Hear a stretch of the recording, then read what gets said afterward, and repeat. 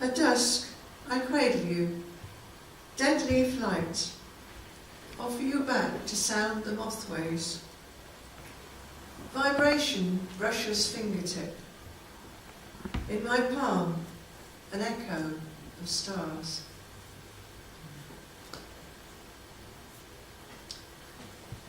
I was sitting up in bed one night trying to write a poem, and I happened to glance up at the top of the wardrobe, and there was a rather large spider there, and that rather interrupted what I was doing. So the poem is called Distraction. I know you're up there, spider. You don't convince me you're a knothole in the wood. Each time I look away, the knothole moves. I can see your hairpin legs jerk as you dandle like a yo-yo on a string. Your wild staccato lurches down the door. Give me traumas lying here below you. Acrobats without a safety net. You thrall me as a magnet claims a pin, while you tumble and cavort. You punctuate my thread of thought, excuse for iron brain to wander from the sparsely worded page. Before the light goes out, I must make a firm decision, spider, on your future. Darkness will enlarge you like the fish that got away. Shall it be death by drowning, or misadventure from the window? Either way, it means a duster folded round your vulnerable body to protect my vulnerable hand. But while I meditated on your fate, you disappeared. Dilemma solved, and yet, I wish I'd seen you go, spider. Now I no longer hold you at the gunpoint of my eye. You loom into a prototype of all my hidden fears, creeping and crevice-bound. Yet not 1 second longer shall you spin your strands of gossamer temptation to snare my half-resisting mind. Remembering a bygone Scot who toyed with webs, like him, I'll try and try again with this poem.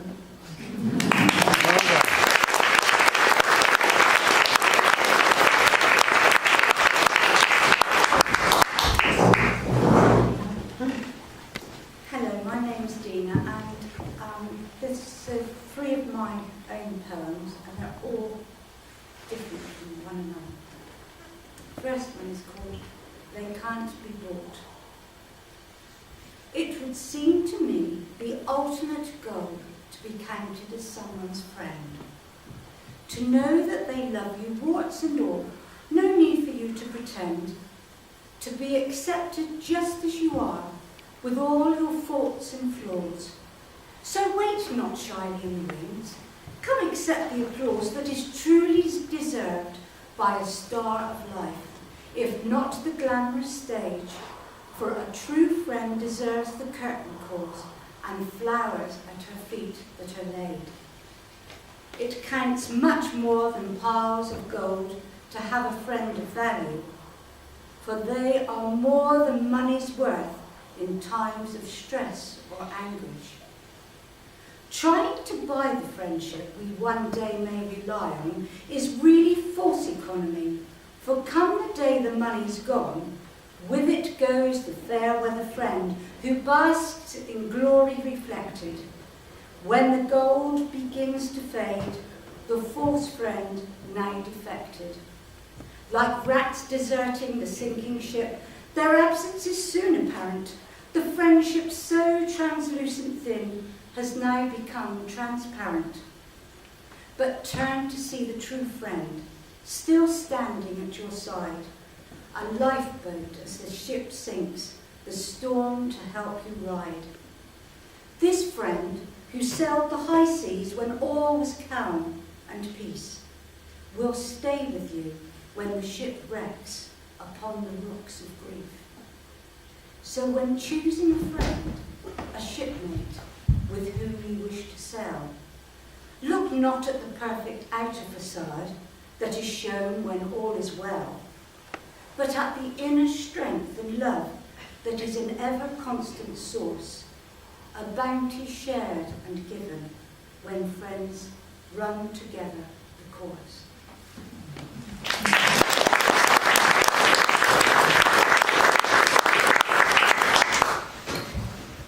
Can't do and can do. Can't do and can do, we're sitting in the gym. Can't do bed, no exercise, it's really not my thing. Can do stood up gracefully and stretched toward the sky. It may not be your thing today, but you'll regret it by and by. I'll just sit and watch, said Can't do as he lit another fag and filled his lungs with nicotine as he took a mighty drag.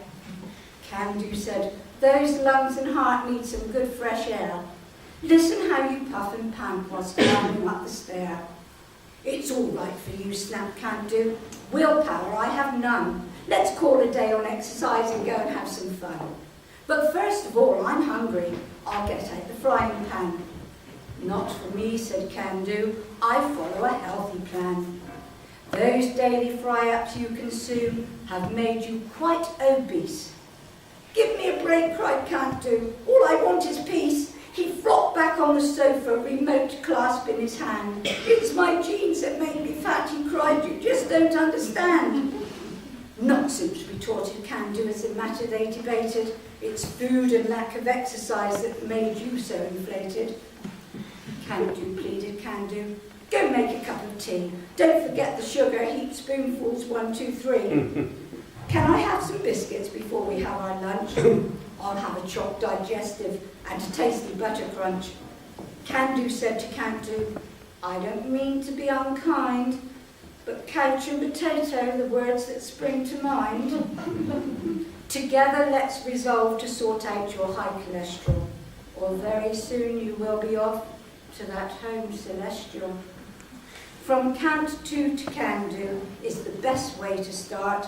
Vow to be healthy, fit and active in mind, body and heart.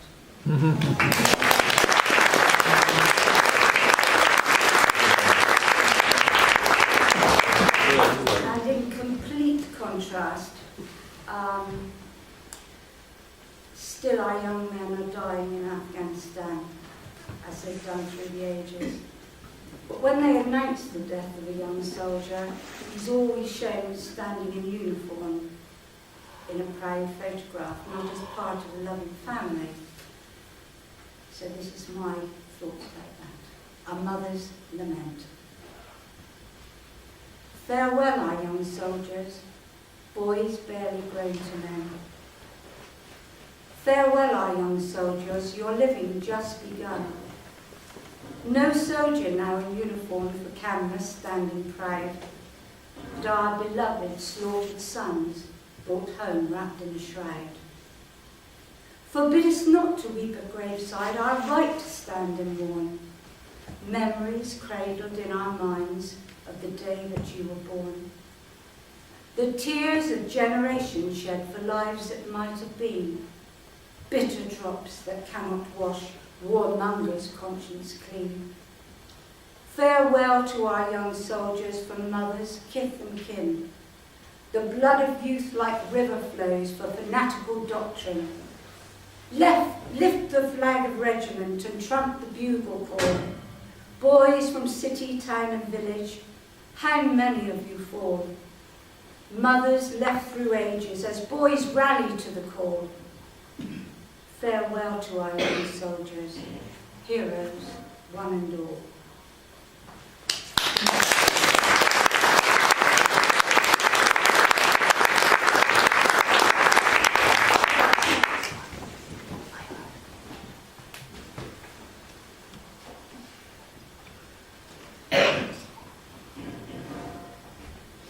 Just a couple of props, ladies and gentlemen, for this one.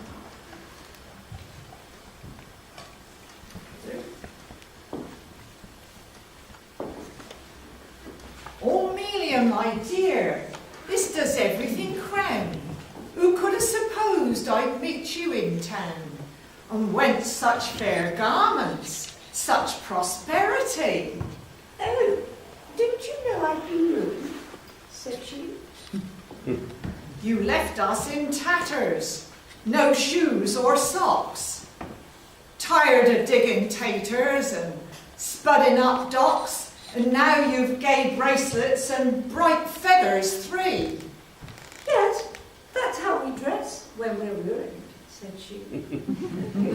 At home in the barton you said thee and thou, and thickun and this'n and t'other, but now you're talking quite fitsy for eye company.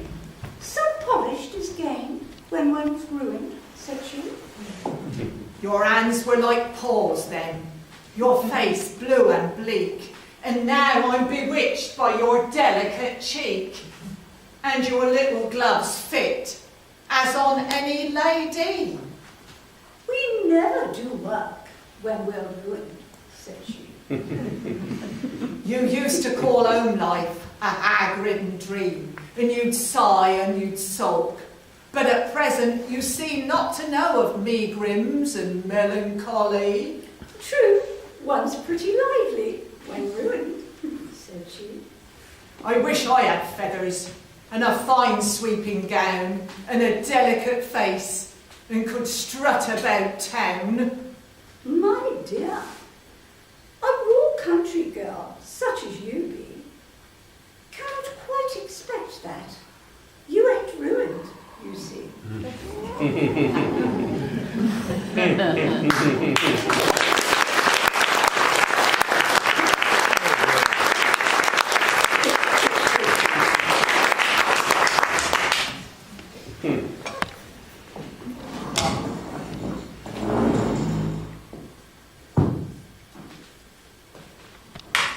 This is a little ditty from Dory Prepper, Andre Prepper's first wife.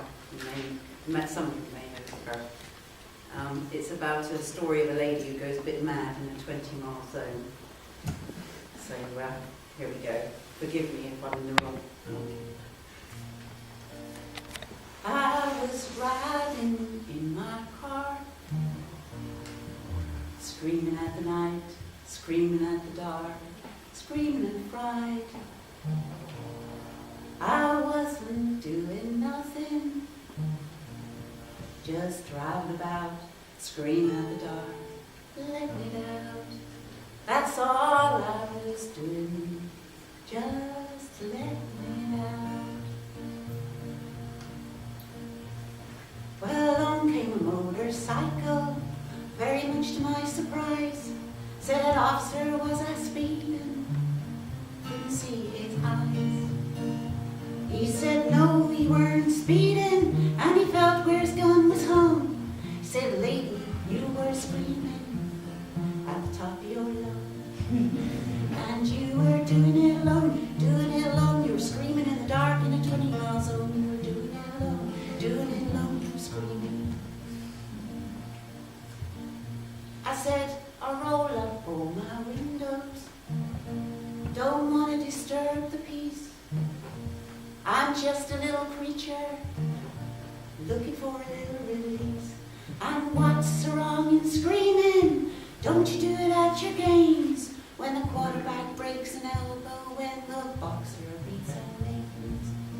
But you were doing it alone, you were doing it alone, screaming in the dark in a 20-mile zone. You were doing it alone, doing it alone, you were screaming.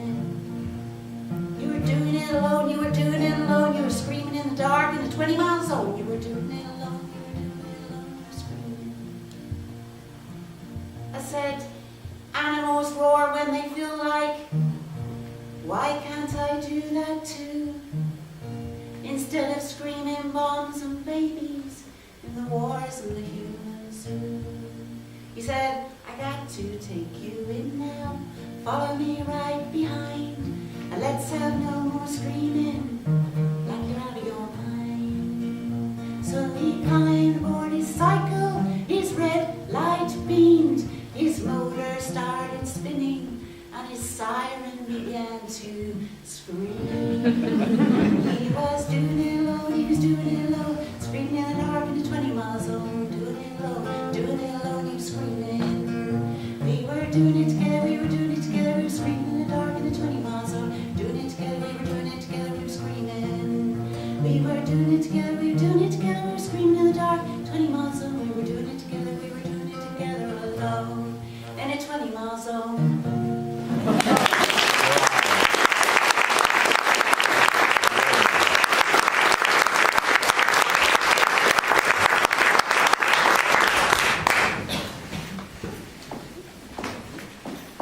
We'll wait here to let everybody join us. Okay, John?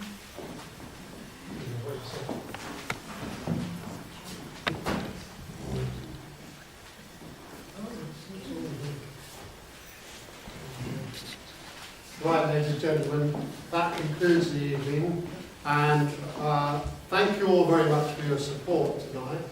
Very much appreciated by all the participants, I'm sure. I need to mention some special people that have made the evening go on, as well as it has, and they've contributed very much to the occasion tonight. Dina and Elizabeth for the cakes, very much appreciated. Well done.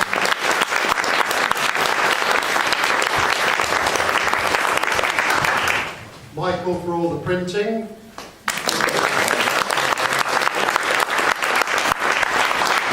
Bill for filming everything tonight.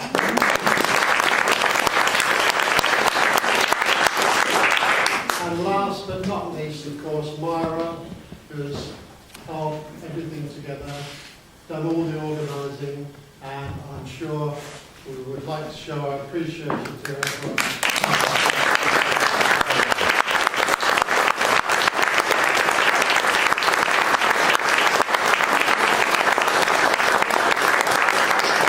I'll ask you, ladies and gentlemen, please, if once the Hanger Farm poets have stood up, show your appreciation to them all for their performance tonight. So if all the Hanger Farm poets would like to stand.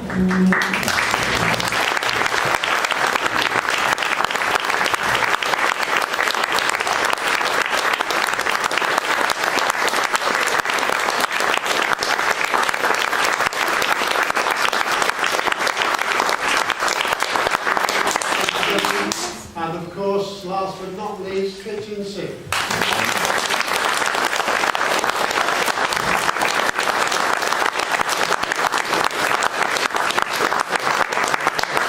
That concludes the evening, ladies and gentlemen.